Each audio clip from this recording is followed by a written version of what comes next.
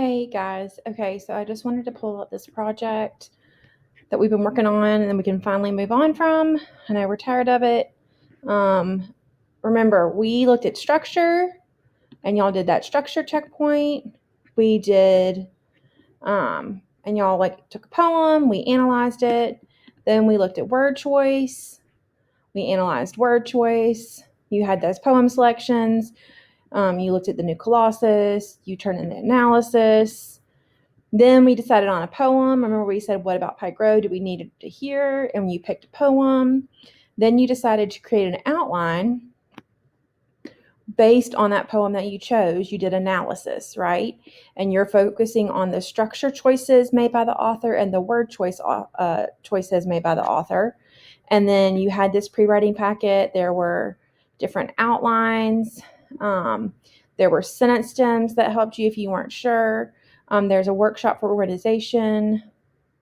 If you go into this pre-writing packet, you completed this, I think the last week that I was there. And of course it's taking a minute to load because the internet is crazy today. I hope you're all safe. I hope you don't have too many trees down in your yards. I have a couple in my yard. Okay, and you went through and it gave you the prompt. And then you pulled this up. You argued your claim. And then this was your thesis, right? And then it has this outline. So this is super powerful. If you're just I don't know what I'm writing about, come back and spend time looking at this. Review your community poem and annotations. Look specifically at places where you analyzed or evaluated structure. And then what were the meanings? So if they chose to use rhyme as specific words that rhymed, how is that structure important? How does that affect the overall meaning of the poem? What about word choice? What if they decided to use a simile in there? How is that powerful? Okay. And then the analysis of that poem, you're saying this simile that was used in this poem is really powerful because it says that that it compares life to a journey on the road. And I love the idea of life as a journey on the road because there's so many roads in Pike Road. Pike Road was based around a road. And so the idea that this road is so important and our choices are important is the same, connects to Pike Road. And that's part of the reason why I think this should be in our community.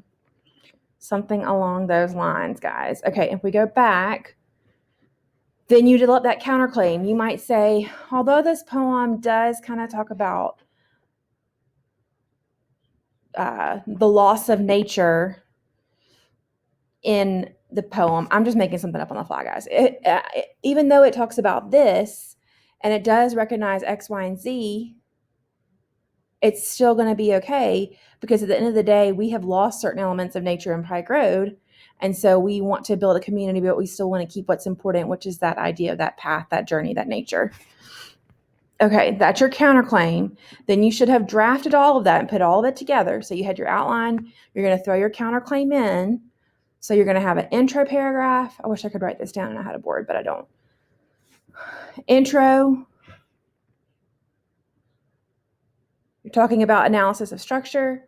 Then you're talking about the analysis of the word choice.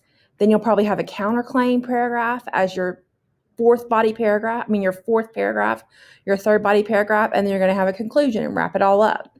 And then you decided, who am I proposing this to in my community? Am I going to write a speech? Am I going to write a blog post? So it could be your script for your speech, it could be your blog post, it could be a graphic visual essay. But if you don't have enough evidence to score well on these cog skills, then you don't have enough within your proposal. It has to be extremely detailed to explain to me why the choices of structure and word choice in this poem, why the analysis of that proves that this poem should be in Pike Road. Okay. I'm also looking at counterclaim. I'm also looking at organization. Is there a structure? Does it follow your thesis statement that you outline why this needs to be that? Does it seem like there's something going on, or did you just start writing and you go all over the place? And then, of course, communicating accurately and precisely. If I were you, I would copy and paste it into Grammarly. Under your draft, there are a bunch of resources that, not your draft, your editing checklist. Hold on.